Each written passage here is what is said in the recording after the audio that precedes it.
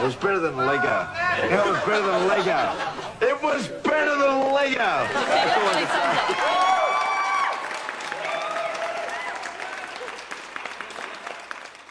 Hello and welcome to Better Than Lego, roundup of the NRL weekend, round 19.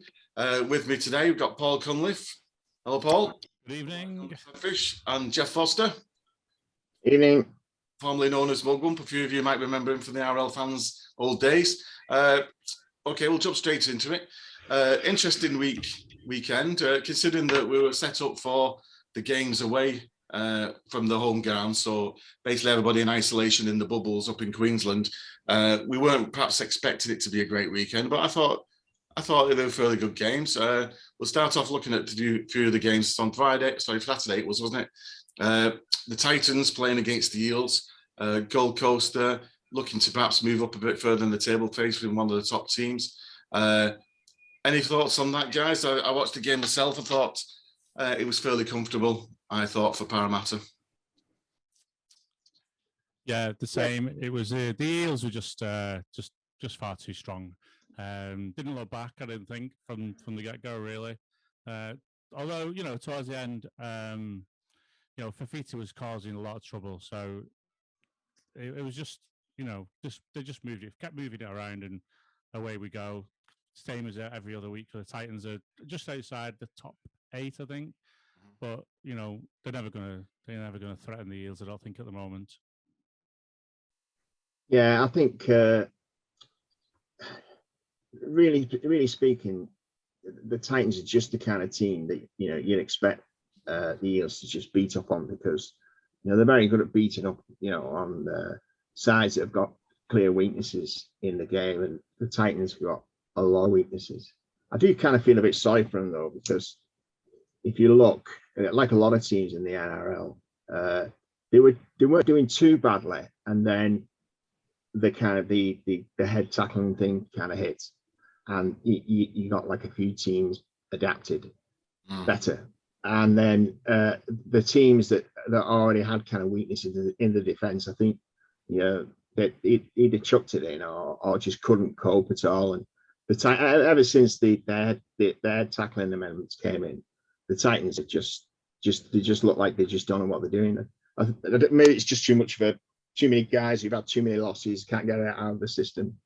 But fair play to the Eels, because they are a good side. It's just kind of question how good they are. Yeah, well, the news today, over the last 24 hours or so, is that Mitchell Moses playing with, I think, a fractured back or something, fractured vertebrae. Not sure how long that's going to put him out at, but big loss for the Eels. Rumours possible. Could they take Anthony Milford? Could he fill a role for them? How big a loss is Moses to their season? It's very big. They said 4 to 5 weeks, I think, on today. I think that's it, isn't it? Probably. I'm not sure they'll get back in time into any kind of fitness before the end of the season.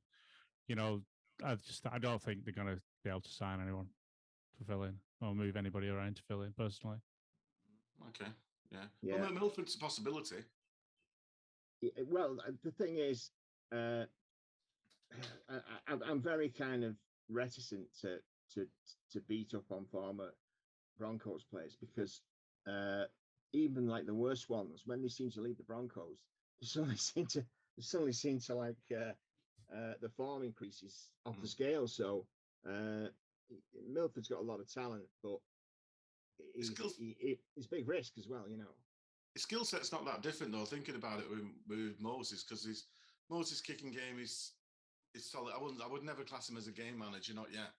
No. Although he has perhaps aspirations for that, but I think Milford's kicking game is comparable, and certainly his running game, when he's on form and when he's trying, is comparable. It could be an option for them.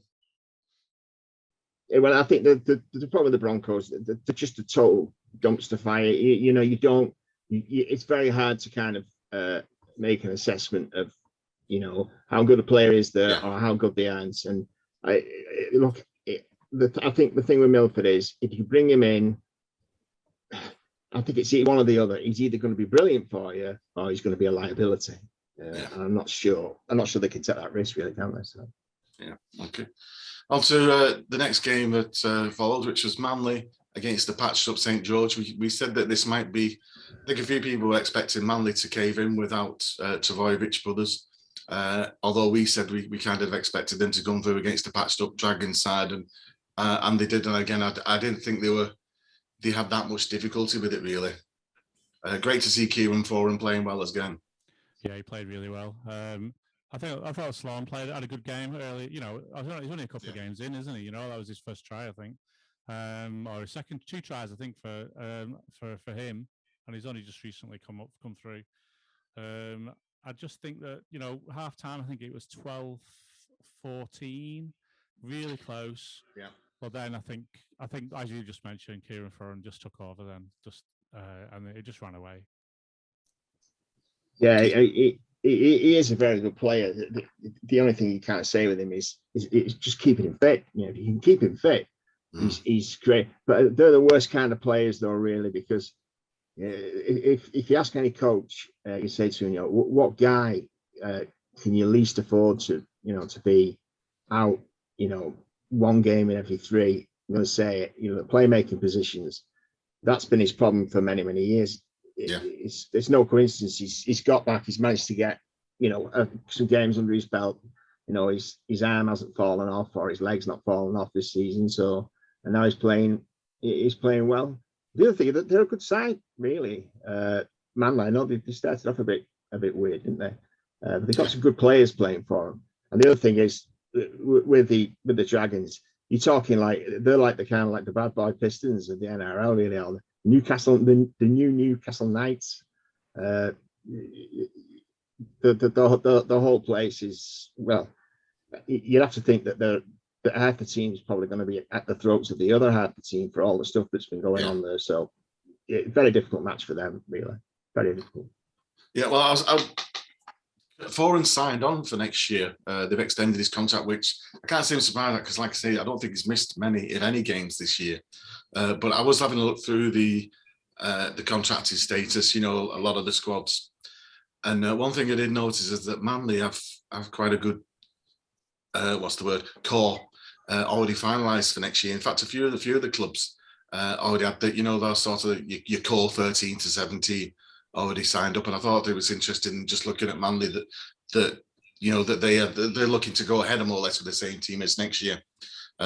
Okay, next game, Cowboys who wilted in the end against the Roosters, with again Sam Walker at the forefront with a couple of tries and pushing the game out of sight towards the end. Yeah, I thought the Cowboys started really well. So sadly, you know, I mean, it didn't work out that well for them. But 2 tries in, you know, sunny day, perfect. You know, it would have been hot in. I think it was played up at in Townsville, wasn't it? So would have been nice and hot for them, ready to go. But you know, I think that just too much again. You know, I think the Cowboys this year have kind of like epitomised what's happening in Queensland in the Rugby League at the moment. Yeah. You know, they just can't quite get on top of any games at all. You know, they started well and then it just seemed to dissipate. You know, I thought there was a great break by North Queensland, and I think Robson scored a try from it. I think it was like a 90-metre length of the pitch break and a great try that they ended up scoring, but just wasn't enough. You know, the Roosters are just on fire still. You know, there's no stopping them at the moment. Yeah, I think what if you followed a team, whether it be in Britain or in Australia, a successful team, you'll all kind of know this feeling. And it's the feeling that when you have what you would call like a generational talent halfback, you kind of start, once he starts reaching the end of his career, you start to con yourself into thinking, yeah, we've got players coming through who are going to cover him. Don't worry about it. When he retires, we've got guys who are going to do the job. Yeah, no problems at all. And it all seems to be working fine, you know, when he's there. And you might get away with it for a few weeks, a few months afterwards, but then reality punches you in the gut. You know,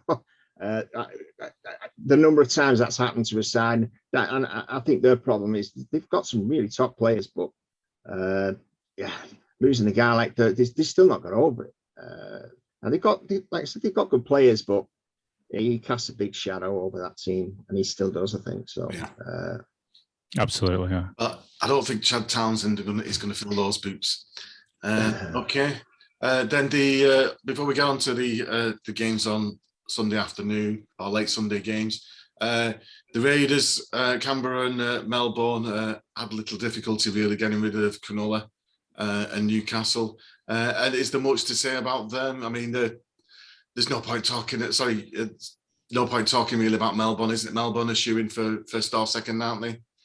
Yeah, I just say Swiss cheese defence from Newcastle. It was just full of holes all over the place. Yeah. So well, what's the verdict on Newcastle? Because this is like second year now for Adam O'Brien, and I'll be honest with you, I was expecting a bit. I mean, I wasn't expecting much last year, but this year I was kind of expecting to at least be consistent. And again, it just seems to be a replica of last year, where they're up and down, playing in patches. Perhaps even less so this year compared to last year.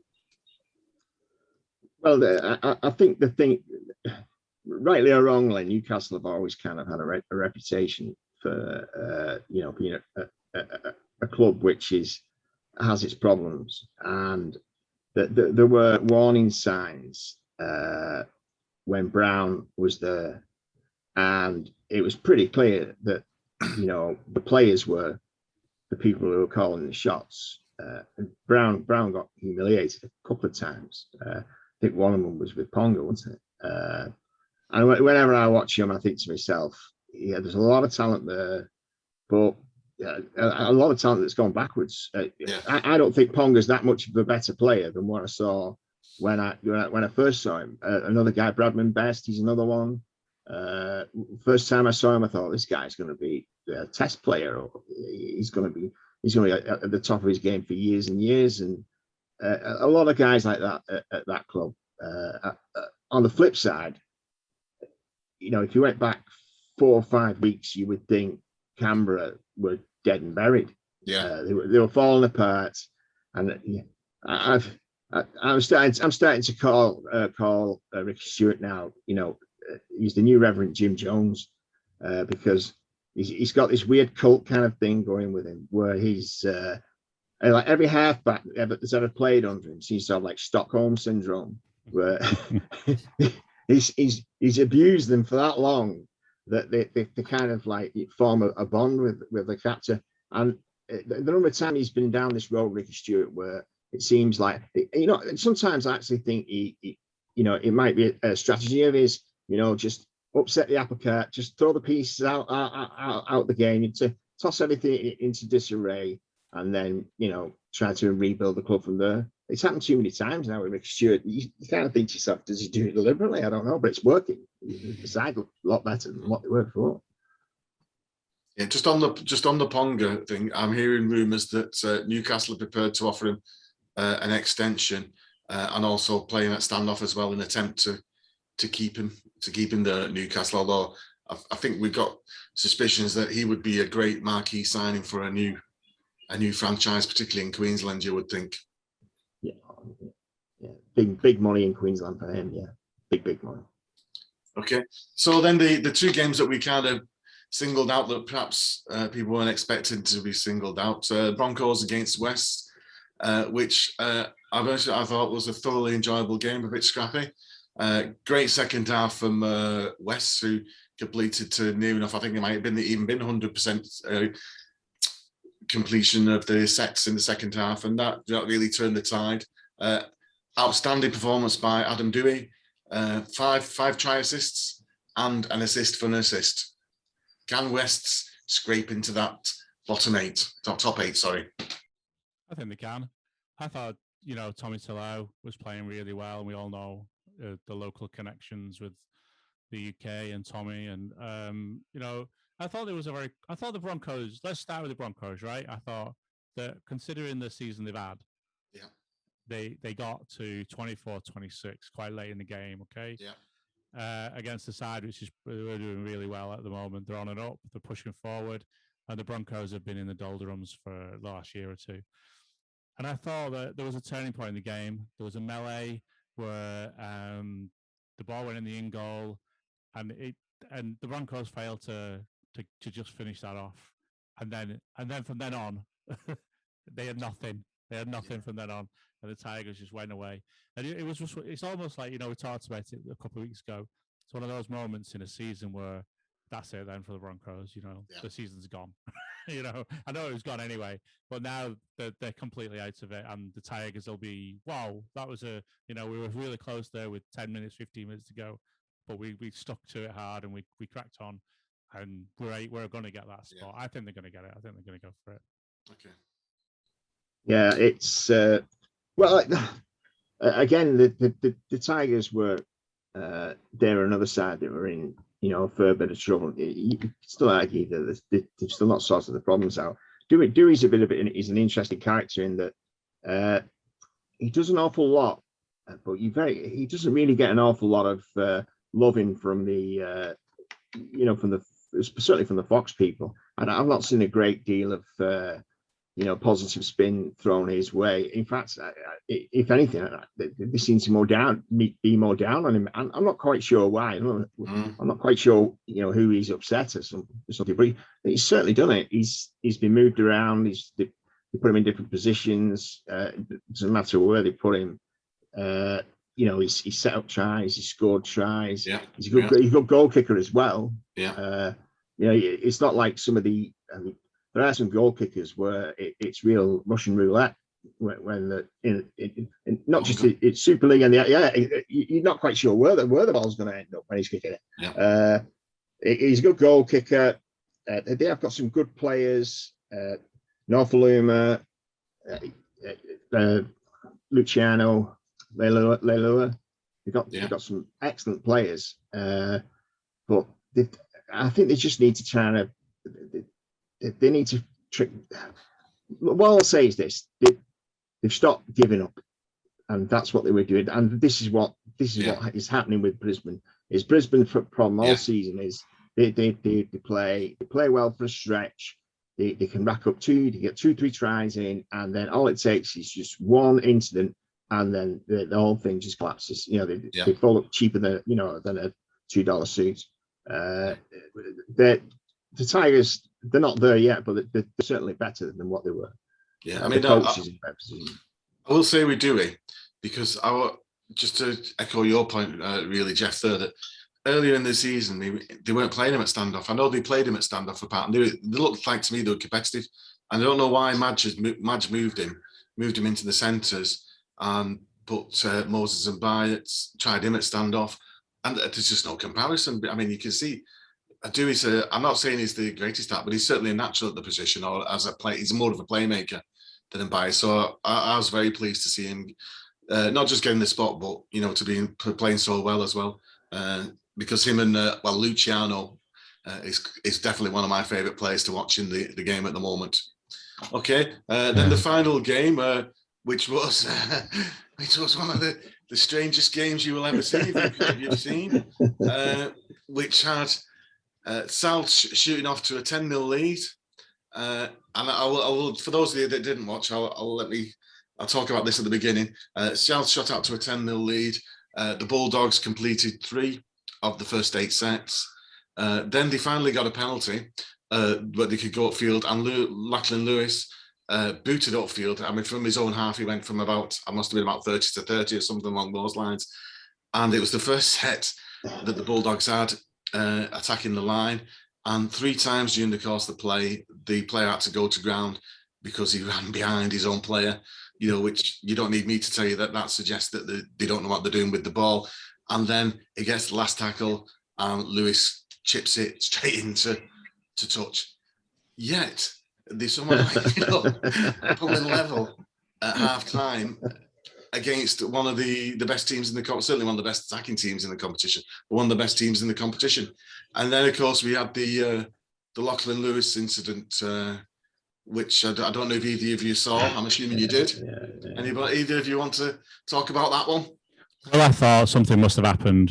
I haven't seen any other footage around that incident, but there was obviously, Cody Walker's is a consummate professional on the pitch. Oh, Well, hang on. Before that, there is history between them because last year he was the guy. Walker was the guy who rubbed. Was it Flanagan? I can't remember. It's Flanagan.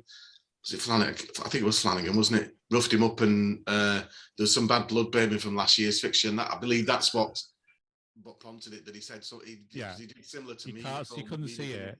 Yeah, you couldn't see it on the TV, but it was quite clear that before the cameras dropped onto those two, that Walker had said something to him. He obviously knew, Lewis is under pressure. This guy's come in. He's not got a perceived slot that's steady. He's put a bit of pressure on him. He said a couple of words. Lewis has just gone for him.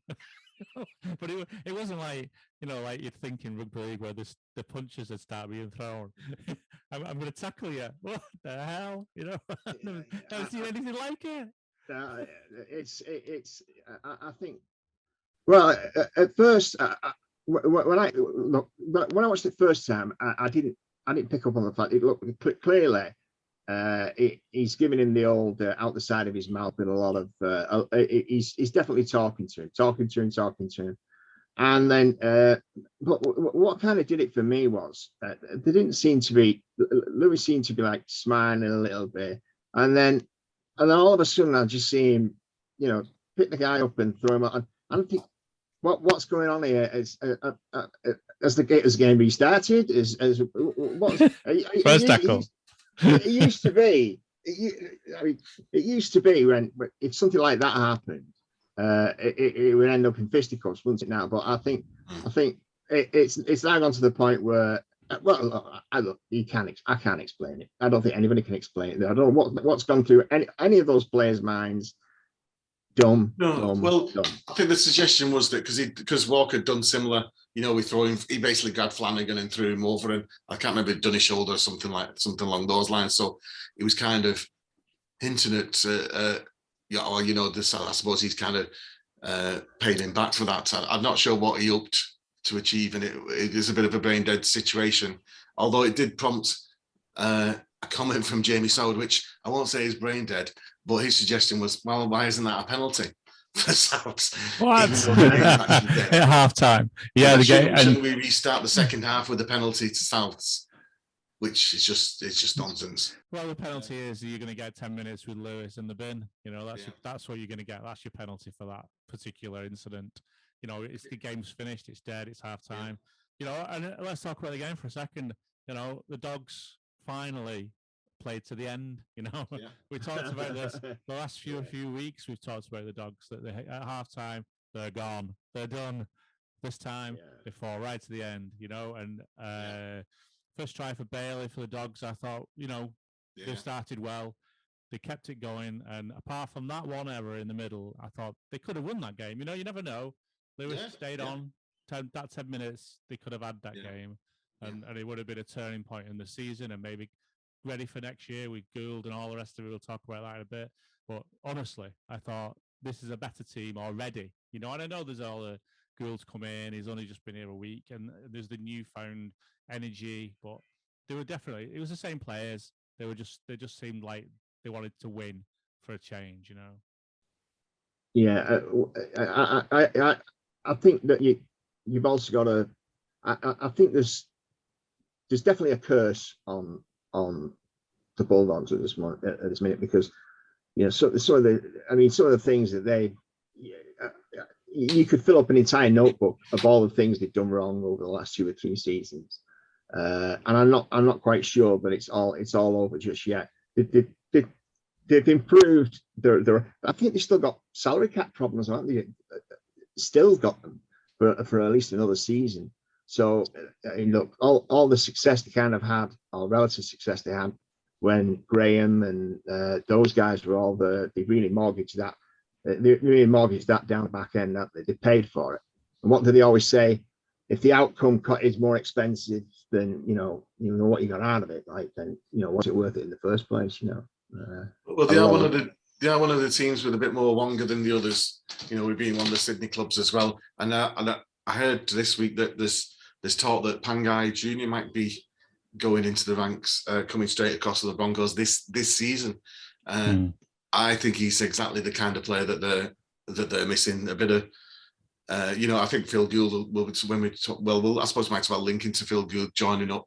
But he wants to. He said he wants to bring that sort of Bulldog football back, and Bulldog football is tough, uncompromising, physical, and he's certainly got. Well, if you look at the players who come in, as well as if Pengai comes in, you also look at you've already got Cotteridge, Addo Cars coming in, Matt Burton, Dufty as well. So if you add those players into that side, already that's looking like a team that can certainly challenge for the top 8. I would think. I'm not saying they still need other players, of course they do, but that's a good base to build on. I think if they carry on playing just like they did this weekend, that's a good starting point to build off. Yeah. The Gould father, as they call him, is coming in. Him and Barrett, they worked together at Penrith 10 years ago, didn't they? They turned them around. Look where they are now. It's a big change, and they've worked together before. I'll be honest with you, right? I don't think this relationship's going to last. I'm going to make this prediction that by the end of next year, one of them will be gone. Okay. Yeah. Because I just don't think that at this stage and this club, it's going to work out. But one thing that will work out is the Dogs won't be where they are next year like they are this year. Okay. They'll be much for whether they're in the 8. Well, I'm not so sure. Maybe that's a couple of years before they get there. But as I say, if you bring Pangai Jr. in, and Vaughan, then absolutely they're going to head straight for the 8 at the very least. If they bring those players in who have been, reported to be coming this week or over the next few weeks. Well, sorry, go on, Geoff. The most important thing is if you're going to get into the top 8, you've got to have. They don't have to be top quality, but you've got to have a good set of halves. And until they kind of address that kind of issue, they've had a lot of people who've kind of come out. A few youngsters, a few kids who've done well, but you've got to nail that the half situation down. Yeah. And once they've got it, they've got forwards. They've got some talented players, youngsters as well. Yeah. But they've got to get they've got to get the playmaking roles down fast. Yeah. Well, they've got Matt Burton, who certainly looks like he'll be exciting because he certainly looks like he's going to be a loss to Penrith. Okay, on to Gould then. So that was the big news of the weekend with Phil Gould going back to the Bulldogs, where he'd coached them to grand final success in the past. After his success in Penrith, where he came into Penrith and helped negotiate them out of a situation where they were more or less in debt. I think it was secured loans, and then invested that money into more or less the youth setup, which I believe now the Penrith youth setup is the envy of all the teams in the NRL. We've mentioned this a couple of weeks ago with talking about Cleary and Luai. He managed to, as a driving force behind the construction of, was it $22 million academy, which, has built the success now. I think we talked about those two, but also, more or less through all the ranks at all the different levels that the teams are competing. Can he build that success at the Dogs? From what I understand with it, what had happened with Canterbury, that the sort of faction issues is more or less resolved now. There's not perhaps as big a split in the board as there was prior to the Trent Barrett appointment, and also that they hadn't invested in youth. They'd more or less just decided, let's bring players in rather than growing our own sort of. Is this a good sign? Well, I mean, it can't be anything but a good sign for the Bulldogs, can it, considering where they are? Yeah, the thing about the Penrith situation and the same thing about the Canterbury situation is they've both got the backing of the big leagues clubs. Okay, so money is not going to be a problem these days. They're all been turned around, they've all been sorted out. The key is whether they can get these players to come on board. And Gus is on $1 million a year, so this is a big. This is a big thing. Him and Barrett are probably on $1 million a year each. I believe there is a cap. I'm not sure what it is on these kind of stuff. Yeah. 5, is it? Okay, yeah. So this is big money. We're talking big money here. They can afford it, but whether they can get, it's going to take years to develop their own talent. Yes. Now, this is why I said earlier that will they make the 8 by the end of next year? I don't think that matters too much to Canterbury. I think what matters is they're back on the right track. They're not. There wasn't much further back they could go. I know that, but they've got to be pushing forward, bringing youth players through, as well as signing better players from outside. And I'm not sure that there's enough. Those players are going to be available this year. So if people think this is going to be Canterbury back at the top, back at going to get to the semi-finals, maybe get to next year, it's just not going to happen. I think this is too big a task. It's going to take a few years. Well, I think you'd be right in pretty much every other NRL season. I think the kind of the thing that we're not factoring in really is look, if we're talking about the split of which teams are good, which teams are great, which teams are kind of like middle of the road, which are also rants, you've only really got, you would say, what, four sides who you really think know what they're doing, and they're going to be thereabouts at the end of the season. The rest, look, you can make a huge jump up that competition, not being particularly good. There are sides, sure. There are sides. Yeah. Well, I mean, Manly have got some good players. But they've not been top 8 proper serious contenders for a good while. No, but you're right. But they did. I think if they'd have had Trebojevic, he's been out what 18 months practically. Is it 18? He's been out a long time, I'd say. And you take him out the side, that's a big loss. But the other thing with Canterbury as well is, and they have a lot of money. Yeah, they do have a lot of money, but they also blow a lot of money. Look, it doesn't matter how much money they've got, they can spend it and more besides. And the thing is, they need to make sure that the bad old days of reloading contracts, where guys are getting paid a modest sum at the start, and at the end they're all getting paid like millionaires, and everybody else is eating bread and jam. They've got to address that problem. But they could get up there. The other thing with Gould as well is this. Look, Phil Gould, when he first started to tackle the junior development structures in the NRL, he was a young guy by comparison, and he didn't have a lot of the responsibilities he's got now. I mean, Phil Gould, how many jobs has he got now? He seems to have a job everywhere. He's on the telly. He's on the telly where he just kind of pronounces his it's like God reading his sermon from the mat. He just writes it down. The Godfather, the Gould father, that's what they were calling him.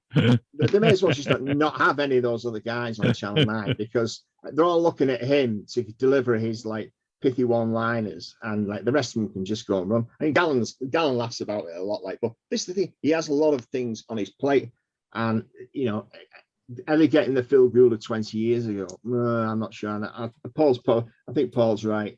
The chances of one of them, maybe I'll double down on that. The chances of both of them not being there anymore. The big personalities, all alpha males. It can either work or it could be explosive. Okay, and that's onto the, I suppose before we start looking at this weekend's rounds, 3 try celebrations that garnered a bit of attention. The, what's his name, Nico Hines with drinking out of his shoe, kick out drinking the carver, and then, of course, the lawnmower, which was my favourite. But did you have a favourite out of the 3? The lawnmower, but they all pale in significance to the lawn last week with the WWF. So the lawnmower was better, but the other 2 need work. There was a backflip as well in one of the tried celebrations, but it got chalked off in the video ref. How disappointed would you be? Yeah, I think Katoni Staggs, because Tony Staggs does a backflip. I think that was a nod to Katoni Staggs because he set it up. Okay, so next week, this weekend. Round 19. Again, I wouldn't say there's a couple of fixtures that jump out at me, but generally we're in this sort of area where it's a lot of top 5 sides against, with easy games. So first up, but perhaps the best of the top 4 teams games playing. Parramatta at home to Canberra, 4th versus 9th. Any feelings on that, gents? It's going to be a cracking game, I think. I think the Raiders have got off over the wobble where the fans were booing them a few weeks ago. They've won a couple of games in a row, and the Eels have done the same. I think it's going to be a great game. That'll be match of the round next week. Okay. You'd expect that to be a good game. I do kind of feel a little bit sorry for the Eels fans, and that one of these sides that really does flatter to deceive. Look, on the day they can not only win, they can trounce teams. They've got a huge pack that can just steamroll over people. They've got talented guys in the backs, but they are what you would call streaky, aren't they? They can. If you were a fan of theirs, you really would be tearing your hair out with frustration at times, and maybe that's a bit similar. I suppose similar problems to what the Raiders have got as well. Halfback, look, I suppose it doesn't need to be said. If you've got a halfback, you're always in with a chance of competing, aren't you? If you're a team looking for a halfback, then you're going to be also ranked, and that's just the brutal truth, isn't it? Yeah. Any thoughts on Xavier Savage, the guy who played fullback for the Raiders? I think he just signed a new deal recently. He's highly touted. Did he get his first try this weekend? He did, yeah. On the plate? He looks pretty nippy to me. Given to him on a plate, but it was what can I say? Played really well the weekend. Definitely one to watch for next year. They've done the right thing and signed him up. What can you say? Yeah, there's been a lot said about him, hasn't there? And although you have to say that there must have been a point at some time in Australia where people suddenly decided you were going to start the naming conventions for players are going to go out the window, really, weren't they? I'm sure some of these names they've got to be changed by default. There's no way some of these players that's not been. They must have had them changed. Okay, next games. Two, I think, fairly probably predictable ones. The Roosters 5th against the Knights who are in 10th, and the Cowboys who are 13th with a tough game against Melbourne. Perhaps start with that one first, the Cowboys. Any chance for the Cowboys? They're on a losing streak. I'm not sure if it's 5 or 6 games lost in a row. Any chance that they can reverse their form book? No. so this is where it ties into West's later on we'll talk about this in a minute, but this is going to be the big game, the other big game of the round in a minute. But when you look at the Roosters and Knights, okay, that's going to be a Roosters walkover, okay, and it'll open up places above West's, and this is what's going to happen here. You can see this round is already working itself out for big moves. The last weekend the top 6 teams won. This weekend the top 6 teams are going to win again, and all those teams that are just outside the top 6 I think are going to lose, and the Knights are going to lose big time this weekend. Yeah, I think you're right there. The thing is that they are streaky though. You have to be very careful, don't you? Because the number of sides that are in the NRL, which they can just look terrible for like 4 or 5 weeks, and then they turn out the next game, and you swear you were playing against, the 80s Canberra Raiders or something like that. I can't work it out, and I'm sure the coaches can't work it out. But no, I'd agree that the cream is kind of setting itself apart now, and you're seeing who the best teams are. Yeah, and I suppose similar to that, any chance of the Warriors, who I thought made a good effort against Penrith this weekend? Any chance of them stifling the Rabbitohs? Well, I go on every week about the Warriors, how unfortunate they've been, but at some point you've got to break your own duck, make your own luck, and at some point they're going to have to pull up a win. I'm not sure they're going to do it until they meet. I'm not sure what their running is. We'll go through that in a bit, but I just don't see it. I think the thing about the Warriors, I was thinking about the other night, and if you listen to a lot of the Australian shows, they're always kind of giving them credit for, playing away from home permanently. And, that is look, they've done well doing it. But the thing that I would say is, I kind of think to myself, well, look, really speaking, it's probably not great for the fans and stuff like that. But look, if you're a coach, right, if someone could say to you as a coach, right, what we're going to do is we're going to keep the players close to you now for like 12 months. There's going to be no distractions, no whatever. You essentially, you're just going to be, an island, and you're playing amongst yourselves. You're out of this from the distractions back home. You'd think that like some kind of siege mentality would have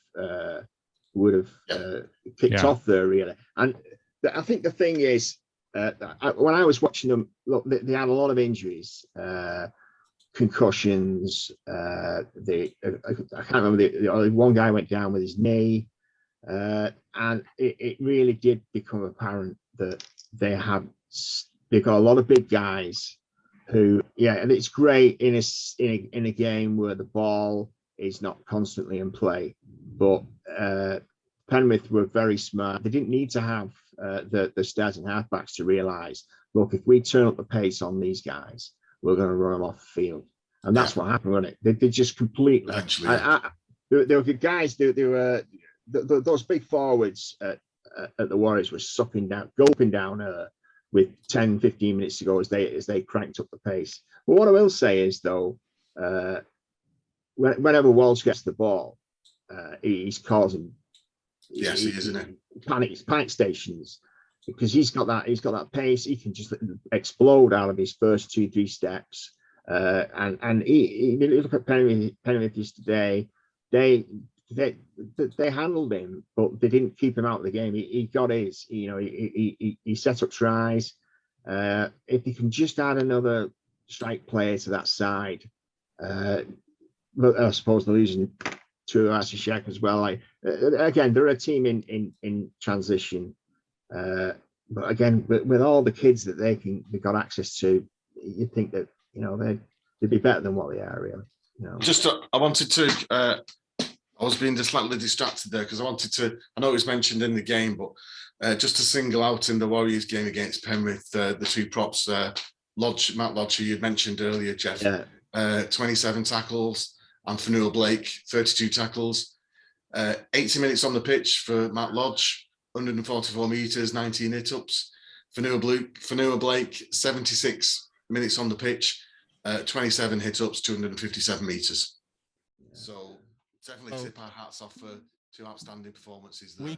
Week in, week out, they've been really close. It's not in the forward pack where the problem lies, because they're giving everything. They're keeping them in the game. They're just not getting over the line at the end of the game. Simple as that. Okay. Yeah. Well, the other thing about Lodge is, again, this is not the Matt Lodge that I saw at Brisbane. No. He looked like a completely different player. So you'd have to ask yourself. He was offloading. Yeah. Well, he was a one-man strike force, really, for them. Really, clearly he's been given a lot more freedom than what he had at Brisbane. Let's put it that way. Okay, and so perhaps the first of our, I would say the first of the interesting games. Manly 6th, who looked like a win here would probably secure them 6th against West 12th. As I said, 4 points separate 7 to 13, and with Newcastle and Canberra above them, going to Parramatta and what's his name, the Roosters. A chance for West to sneak up the table, do you think, or will Manly have too much? Yeah, West. This is the game for them, right? In my opinion, if they can win this game, then last weekend the top 6 all won. Every team above them after that, West. Every team above West lost. Okay, this weekend looks like the same thing's going to happen pretty much. If they can beat Manly, this is the game for West. This will take them on. But this is the big chance. Yeah, Okay, we might have bigger games come down the line, but this will provide them with all the impetus and all the strength that will make them into that top 8 for sure. Okay, well, that's good. I'm definitely backing West. Come on, West. Jeff? Yeah. West look like they're on it. They look like bullied into it. They've got form, haven't they? Clearly now they've got something to go into the match with. The thing about Manly is, again, they're another one of these sides that you think to yourself, you see them blowing teams off the park 1 week, and then the next week it's an inexplicable loss. Clearly, if you've got Trbojevic on the pitch, that's a big deal, isn't it? Because let's face it, he's probably responsible for half their wins for sure. Came back. Yeah, but maybe even more. Yeah. So, are you going for Manly, or are you a West guy? Are you joining our Tiger Town clan? No, I'd say West marginally. I'll do it. Yeah. Let's do it. Okay, Panthers second against Brisbane Broncos. It sounded like you said the abysmal Broncos then. So that's pretty much how I see it. Here's a question for you. Is time running out for Kevin? Yeah. Well, I think. Does he get the rest of the season and some? Yeah, he'll get the rest of the season for sure. Because they've already got rid of one recently.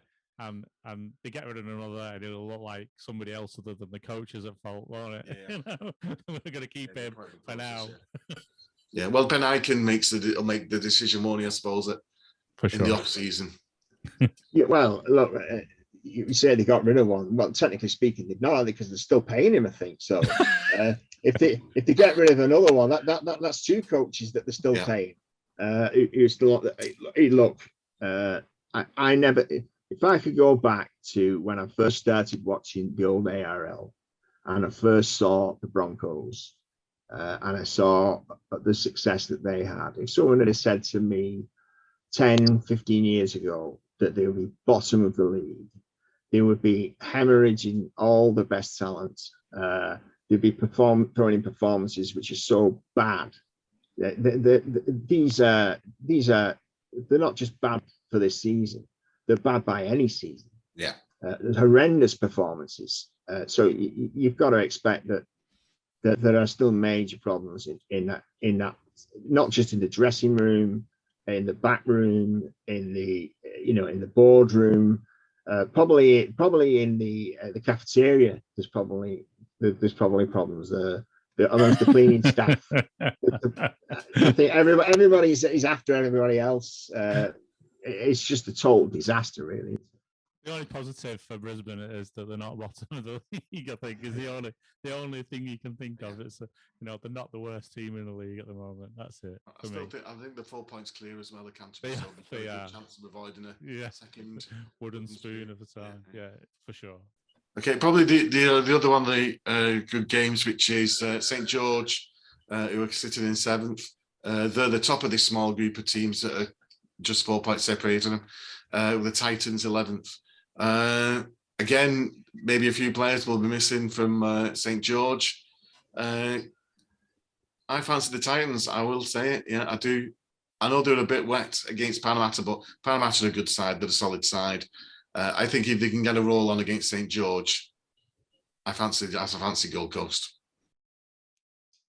Fully agree. Yeah, can't say any more than that. I think if there's a team, we talk about West maybe getting into the top 8, but if there's a team that can get in from the position, I think they're 9th at the moment.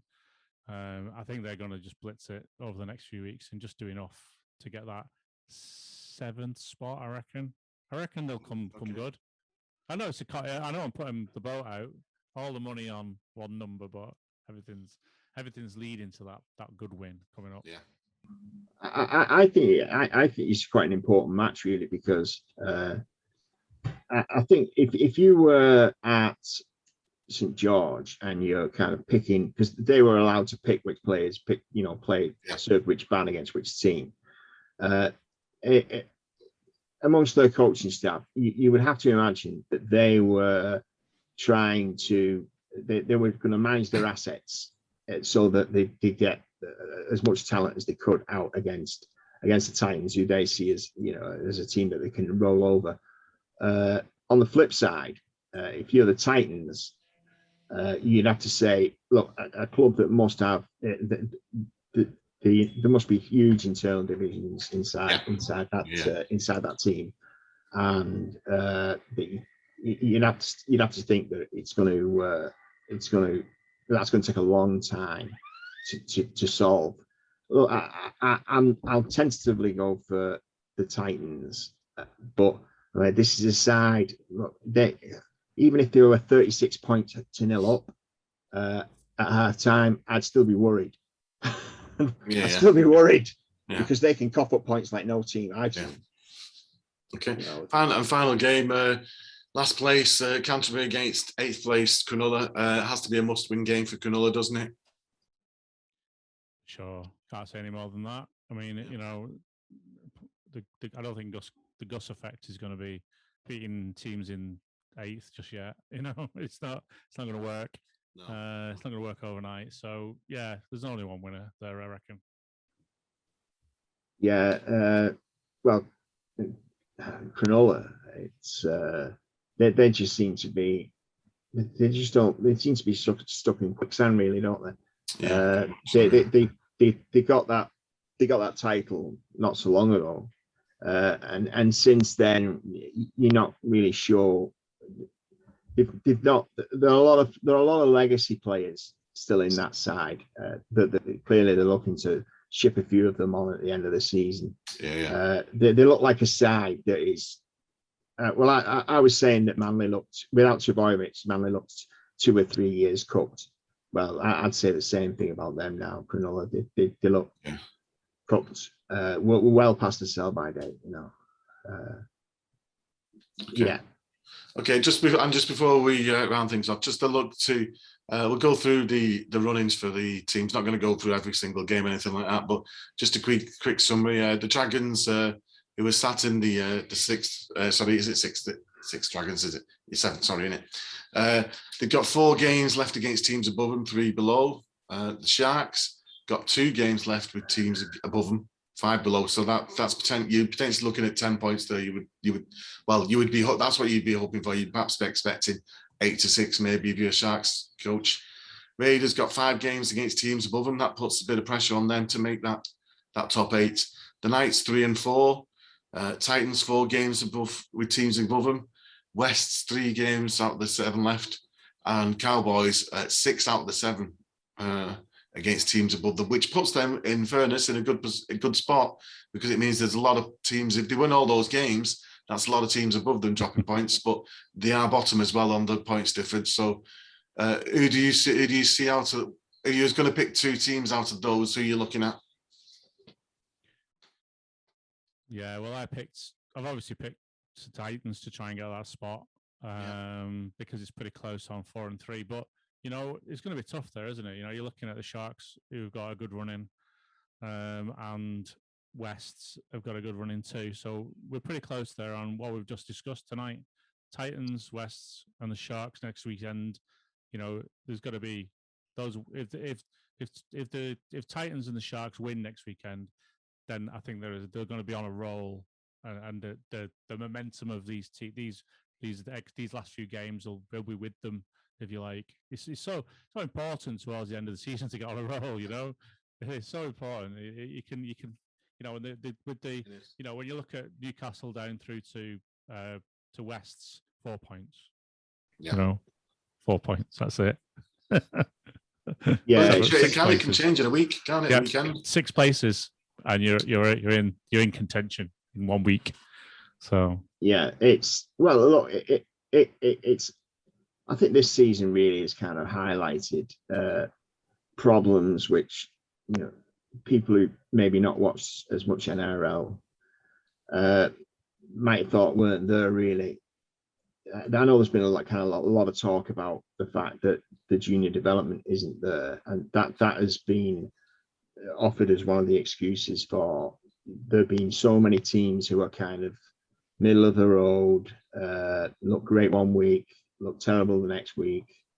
look, in any kind of playoff system, in any playoff system, you're always going to get one side that gets a roll on, and I'd probably agree about with Paul on the teams that he's listed, but still, you're not expecting them to be anything other than blown away in when the playoffs start, are you? Really? Yeah. Oh yeah. Yeah, I mean, we can't change that, I suppose, but I mean, it does. I think that sort of fight now for the tail end of the playoffs has given us something to kind of hold on to, because in the past years and the last 2-3 years, the kind of top 8 has kind of already been decided before it's got to that, and even when it's got down to the final weeks, it's still only been maybe 3 or 4 teams to be in the hunt, and to have like 7 teams in. Is it 7? 1, 2, 3, 4, 5, 6, 7. Yeah, 7 teams in the hunt. Yeah, I'm saying that it might be 6. Well, that just gives us something to chew on and something to look forward to, because we said this last week, that sometimes the games on the Sundays, when you get your 8ths versus your 10ths, sometimes they're the best games that you'll get on the weekend, because teams are playing for everything, and particularly when you're getting these last weekends where you start getting to this. I mean, it'll be very soon, if the Cowboys don't win, they're going to start being sudden death football straight away, aren't they? So it's almost getting into that sort of time period now for the teams.